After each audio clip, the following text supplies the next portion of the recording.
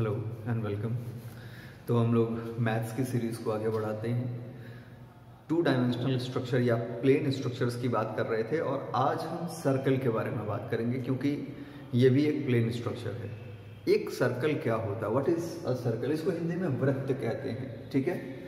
A circle is a set of those points in a plane. किसी भी एक plane में उन पॉइंट्स को कहा जाएगा circle which are at a given constant distance. एक कांस्टेंट डिस्टेंस पे एक दूसरे से प्रेजेंट हो। आगे बढ़ते हैं। From a given fixed point in a plane. किसी भी एक प्लेन में फिक्स हो।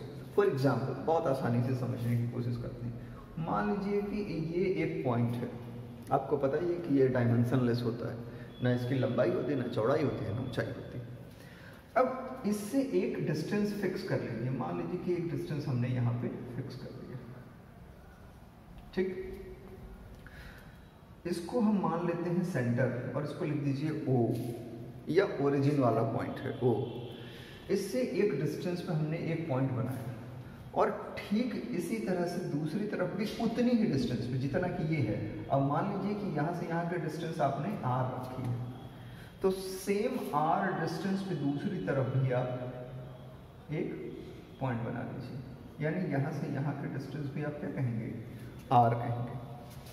और फिर इसी तरह से हर एक फिक्स डिस्टेंस पे उतनी ही डिस्टेंस R, जितनी ही डिस्टेंस अब हर जगह रखनी है ना। और इन सब को आप मिला दीजिए। सबको क्या करेंगे हम? मिला देंगे। ये सारे के सारे डिस्टेंस सेम होनी चाहिए। तो कोई भी डिस्टेंस हो, इसमें बहुत सारे पॉइंट्स हो सकते हैं, इनफाइनाइट नंबर ऑफ पॉइंट्स, ठीक है। तो जब इसको आप एकदम लाइन फॉर्म में ऐसे बनाते हो तो लगता है कि कुछ गोल गोल बन गया है, लाइक दिस।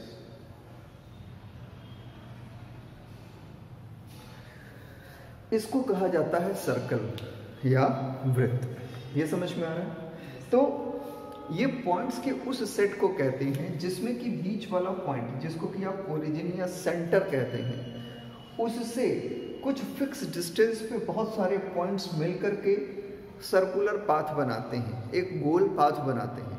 ऐसे स्ट्रक्चर को हम सर्कल या वृत्त कहते हैं। एक पॉइंट आपने नोट किया होगा कि इस सेंटर से ये जो पॉइंट है इसकी डिस्टेंस हमेशा कांस्टेंट रहेगी, यानी फिक्स। यानी यहाँ से किसी भी पॉइंट पे अगर आप लाइन ड्रॉ करते हैं, किसी भी पॉइंट को, और ये अनंत हो सकते हैं, इनफाइनाइट हो सकते हैं, सबकी डिस्टेंस R होगी। ये याद रखने वाली बात है। अब ये जो R होती है इसको रेडियस ऑफ द सर्कल कहा जाता है। क्या कहते हैं? रेडियस। रेडियस हिंदी में कहते हैं इसको त्रिज्या। रेडियस ऑफ द सर्कल, इसको R से डिनोट किया जाता है नॉर्मली, यानी R से दर्शाया जाता है। और इसको कहते हैं सेंटर ऑफ द सर्कल। जो बीच में ओरिजिन पॉइंट है इसको कहते हैं सेंटर ऑफ द सर्कल, यानी केंद्र, वृत्त का केंद्र। ये समझ में आ गया? ठीक है। एक लाइन बनाई जाए इस तरह से, कुछ इस तरह से, जो कि हमने बीच में बनानी है, ठीक है। तो ये जो लाइन होती है ये R के 2 टाइम्स होती है, यानी 2R के बराबर होती है। और इसको हम एक स्मॉल d से डिनोट करते हैं। इसको हम कहते हैं डायमीटर। इसको कहते हैं डायमीटर। हिंदी में कहें तो इसको कहते हैं व्यास। तो सर्कल का डायमीटर सबसे लंबा लाइन हो सकता है किसी भी सर्कल के अंदर। ये याद करना है, किसी भी सर्कल के अंदर सर्कल का डायमीटर ही सबसे लंबी लाइन बनाई जा सकती है। सेंटर ऑफ द सर्कल है, दैट इज O, ठीक है। This is what O। ये समझ में आ रहा है? अब एक लाइन बनेगी जो इस पॉइंट से किसी एक पॉइंट तक जाएगी। से this is A and B। इसको A और B समझ लिया जाए। तो A और B जो लाइन है, जो कि एक पॉइंट से सर्कल के दूसरे पॉइंट तक जाके टच करती है, सर्कमफेरेंस पे टच करती है। सर्कमफेरेंस यानी जो बाहर वाली लाइन होती है, ये पूरा का पूरा गोल पाथ है, इसको हम कहते हैं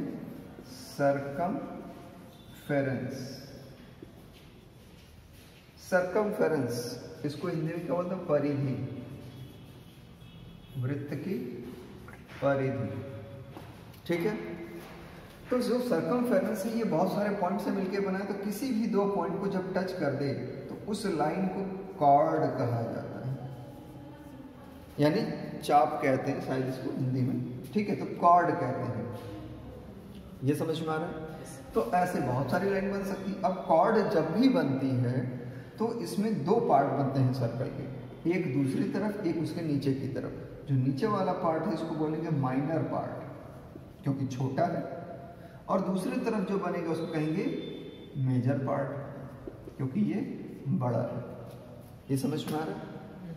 तो ये होता है कॉर्ड के बनने से सर्कल दो हिस्सों में बढ़ती है। तो भाई बहुत सारे कॉर्ड हो सकते हैं, यहाँ भी हो सकता है, सी और डी भी एक कॉर्ड हो सकता है। ठीक है, इसी तरह से सेंटर के बीच में से, मतलब सर्कल के सेंटर से भी एक लाइन जा सकती है और इसको आप ई एफ कह सकते हैं। तो यहाँ पे जो ई ओ एफ लाइन बनी है, एक कोलिनियर लाइन, यही क्या है कि सेंटर से जा रही है, तो ये डायमीटर भी है और साथ ही साथ कॉर्ड भी है। तो जब डायमीटर कॉर्ड के रूप में होता है तो ये सबसे बड़ा लाइन होता है। इससे बड़ा लाइन मतलब इससे बड़ी कॉर्ड नहीं बन सकती है। और खास बात क्या है कि डायमीटर जो है वो सर्कल को दो इक्वल पार्ट्स में डिवाइड कर देता है, डिवाइड कर देता है।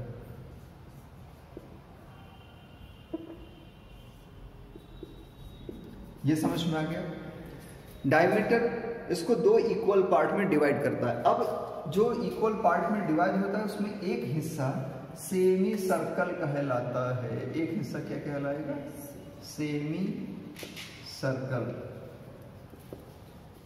हिंदी में इसको अर्धवृत्त कहते हैं। सेमी मीन्स हाफ, तो इसको बोलते हैं अर्धवृत्त बन जाना। ठीक है, सेमी सर्कल बन जाना। तो ये हो गए कुछ पॉइंट्स। अब कॉर्ड और एक वर्ड आता है सेकेंड ऑफ द सर्कल, दोनों में कोई डिफरेंस है क्या भाई? कॉर्ड में और सेकेंड में कोई डिफरेंस है? ये हमको समझना पड़ेगा। तो एक बहुत छोटा सा डिफरेंस है और वो क्या है समझते हैं। जैसे कि ये सेंटर ऑफ द सर्कल है बीच में, ठीक है। कॉर्ड क्या होता है कि अंदर किसी पॉइंट से लेके दूसरी तरफ सर्कमफेरेंस पे एक पॉइंट को टच करता है। लेकिन सेकंड क्या होगा कि किसी पॉइंट से होता हुआ किसी दूसरे पॉइंट पे टच करेगा और ये इसको कट करता हुआ बाहर भी निकल जाएगा सर्कमफेरेंस से। तो ऐसी लाइन को आप सेकंड कहते हैं, और इस तरह की लाइन जो बाहर नहीं निकलती इसको कॉर्ड कहते हैं। तो दोनों का डिफरेंस क्लियर हो गया। सेकंड क्या है? क्वाड्रेंट। तो क्वाड्रेंट क्या होता है भाई? मान लीजिए कोई सर्कल है, ठीक है। अब इसका एक डायमीटर आप बना दीजिए ऐसे पैरेलल, और एक डायमीटर एकदम इस पे बनाइए वर्टिकल, एक हॉरिजॉन्टल और एक वर्टिकल, जो कि डायमीटर ही हो, यानी बीच से ही ये लाइन क्रॉस करे। तो ऐसे में क्या होगा कि ये सर्कल जो है इक्वल इक्वल चार पार्ट्स में डिवाइड हो गया, है ना? 1 2 3 4। अब ऐसे में क्या होता है कि यहाँ पे ये जो एंगल बनेगा ये 90 डिग्री का होगा। तो ये 90 डिग्री का होगा, 90 डिग्री का बनेगा, है ना? ये सब 90 डिग्री के बनते हैं। अब ये जो एंगल्स बन रहे हैं ये 90 डिग्री वाले, अगर आप अच्छे से देख रहे हैं तो इसका मतलब है कि ये जो एरिया प्रेजेंट है, अब इसको आप नाम भी दे सकते हैं, this is called A B C D. तो इसके सामने का एरिया है, सभी के सामने का एरिया इक्वल इक्वल होगा। तो क्वाड्रेंट किसे कहेंगे? सर्कल के चार पार्ट हैं ना, ये चारों क्वाड्रेंट है। ये quadrant number 1, quadrant number 2, quad मतलब 4, क्वाड का मतलब होता है 4, 4। तो एक सर्कल चार इक्वल इक्वल पार्ट में जब डिवाइड होता है उसको हम क्वाड्रेंट बोलते हैं। यानी बी और इसको ओके, ये बी ओ ए, ये एक क्वाड्रेंट हो गया, ठीक है, और ये एक आर्क भी हो गया, यानी यहाँ से यहाँ तक सर्कल का एक आर्क भी हो गया। इसको आर्क कहते हैं, जब कोई चीज़ सर्कुलर फॉर्म में घूमती तो आर्क बनाती है ना। तो ये भी क्वाड्रेंट ही है और ये बी और ए आर्क भी हो गया, ठीक। This is the concept of quadrant, ये आप याद रखेंगे। दूसरी बात कि अगर कोई लाइन बाहर से किसी पॉइंट पे टच करके निकल जाए सर्कल को, किसी एक पॉइंट पे ऐसे टच करती हुई निकल जाए, तो इस पे जब सेंटर ऑफ सर्कल से लाइन बनेगी तो ये भी हमेशा 90 डिग्री होगा। और ये जो लाइन टच करके निकल गई ना, इसको बोलेंगे टेंजेंट। क्या बोलेंगे?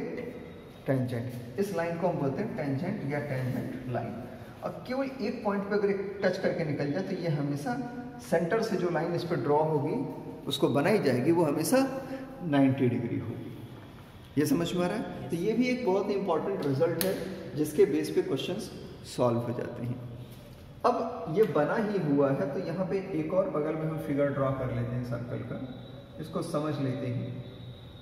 मान लीजिए कि ये कॉर्ड है, ठीक है, और ये सेंटर ऑफ द सर्कल है O। अब अगर सेंटर ऑफ द सर्कल से इस कॉर्ड पे, मान लीजिए ये एक कॉर्ड है AB, इस पे अगर कोई हम परपेंडिकुलर लाइन ड्रॉ कर दें इस तरह से, परपेंडिकुलर का मतलब कि ये यहाँ पे क्या बनाएगा? 90 डिग्री बनाएगा। तो जब भी परपेंडिकुलर लाइन ड्रॉ करते हैं, अब मान लीजिए कि ये C हो गया, तो ये कॉर्ड हमेशा इक्वल पार्ट में बट जाता है, यानी यहाँ पर AC is equal to CB हो गया। ये एक खास बात होती है कॉर्ड और सेंटर ऑफ द सर्कल से बनने वाले एंगल के बीच का रिलेशन। अगर ये 90 डिग्री बना रहा है तो सीधी सी बात है कि ये दो इक्वल पार्ट में ये कॉर्ड डिवाइड हो जाएगा। एकदम इस प्रॉपर्टी को याद रखनी चाहिए, इससे बहुत सारे भी क्वेश्चन भी सॉल्व होते हैं। यानी साइक्लिक क्वाड्रिलेटरल, कोई भी ऐसा क्वाड्रिलेटरल जो कि सर्कल के अंदर बने और 4 पॉइंट्स को ये टच करते हुए बन जाए। कोई भी ऐसा क्वाड्रिलेटरल जो सर्कल के अंदर हो और 4 पॉइंट से मिलकर के अंदर के पॉइंट को टच करते हुए बने। साइक्लिक क्वाड्रिलेटरल हम क्यों पढ़ रहे हैं भाई? सर्कल में है, साइक्लिक क्वाड्रिलेटरल घुसाने की क्या मतलब है? मतलब ये है कि इस पर कई बार क्वेश्चन आता है। अब क्या क्वेश्चन आएगा? क्वेश्चन ये होता है कि मान लीजिए कि ये एंगल 50 डिग्री या 30 डिग्री है, तो ए की वैल्यू क्या होगी, है ना। अब आपको पता है कि ये अंदर बनने, अच्छा इसकी खास बात है क्योंकि ये सर्कल के अंदर बनता है तो इसके चारों एंगल का सम जो होता है वो 360 के बराबर ही होता है, जैसे कि कॉमन मतलब सर्कल का होता है। तो अब इस रिलेशन को समझ लेते हैं भाई। अब ऐसा हो नहीं सकता है ना, कि भाई ये 30 होगा तो ये कितना होगा, तो ऐसा नहीं है कि angle C is equal to angle A। नहीं, ऐसा कोई रिलेशन नहीं बनेगा। रिलेशन क्या होगा ये समझते हैं। साइक्लिक क्वाड्रिलेटरल, अब इनके चारों एंगल का सम तो 360 होगा, लेकिन इनके एंगल के बीच का रिलेशन क्या है कि जो अपोजिट एंगल्स हैं, यानी एंगल A और एंगल C, ये क्या होंगे? इनका टोटल सम जो होगा 180 डिग्री होगा। तो अगर ये 30 होगा तो ये 150 हो जाना चाहिए, हालांकि उतना होगा नहीं कुछ, क्योंकि ये एंगल छोटे छोटे हैं, साइक्लिक सर्कल के अंदर हैं, ठीक है। इसी तरह से angle D plus angle B is equal to 180। तो इस पे अगर कोई क्वेश्चन आता है तो हम वैल्यू को यहाँ रख करके दूसरा एंगल निकाल लेंगे। इन चारों एंगल को जोड़ देंगे तो 360। लेकिन इसका मतलब ये बिल्कुल नहीं है कि अपोजिट एंगल को हम इक्वल मान लेंगे। ये तो क्वेश्चन पर डिपेंड करेगा कि वो इक्वल होगा कि नहीं होगा। एक्चुअल रिलेशन ये है, यानी वो सप्लीमेंट्री टाइप के होते हैं कि opposite angles are supplementary, that is they together have a value of 180 degree. अब सर्कल की बात हो रही है, हम सर्कल के सर्कमफेरेंस और उसके एरिया की भी बात कर लेते हैं। तो एक सर्कल ड्रॉ करिए, उसका सेंटर ऑफ ओरिजिन वो ड्रॉ करिए, ये R ड्रॉ करिए, ठीक है। किसी भी सर्कल का सर्कमफेरेंस यानी उसकी परिधि, यानी से यहाँ तक, तो d इज इक्वल टू क्या होता है, d is equal to 2 into R. भाई दोनों आर है, आर प्लस आर, तो इसको कई बार 2 पाई आर, तो सर्कमफेरेंस ऑफ द सर्कल, इसका जो कॉमन फार्मूला लोग हमसे समझते हैं नॉर्मली, वो है 2 पाई आर। और area of the circle, area of the circle is pi R square, pi R square. तो ये सर्कमफेरेंस को क्या, ये एरिया हो गया, इसको याद कर लीजिएगा। So we are talking here about some important results related to the circle. Circle से रिलेटेड कुछ इम्पॉर्टेंट रिजल्ट्स को हम बात करते हैं यहाँ पे, जो कि किसी भी कॉम्पिटिटिव एग्जाम में इजीली डायरेक्टली पूछा जा सकता है और इसकी प्रॉपर्टी से आप क्वेश्चन भी सॉल्व कर सकते हैं। पहला, यानी किसी भी 2 पॉइंट से अनगिनत नंबर ऑफ सर्कल, मतलब इनफाइनाइट नंबर ऑफ सर्कल आप पास कर सकते हैं। अनगिनत मतलब उसकी कोई गिनती नहीं हो सकती, किसी भी 2 पॉइंट से। जैसे ये पॉइंट और ये पॉइंट बना है, तो इन दोनों पॉइंट से होते हुए इनफाइनाइट नंबर ऑफ सर्कल हम पास करा सकते हैं। Next point, there is one and only one, इसको याद कर लीजिए, there is one and only one circle passing through 3 non collinear points, 3 non collinear points. यानी अगर एक बिंदु यहाँ भी बना दीजिए, अब ये जो पॉइंट्स बने हैं ए बी सी, इसको हम कहते हैं नॉन कोलिनियर पॉइंट, ठीक है। अब ये अगर 3 नॉन कोलिनियर पॉइंट है, तो इनसे होते हुए अगर कोई सर्कल बनाया जाए तो सिर्फ एक ही सर्कल बन सकता है, एक और सिर्फ एक। So there is one and only one circle passing through the 3 non collinear points.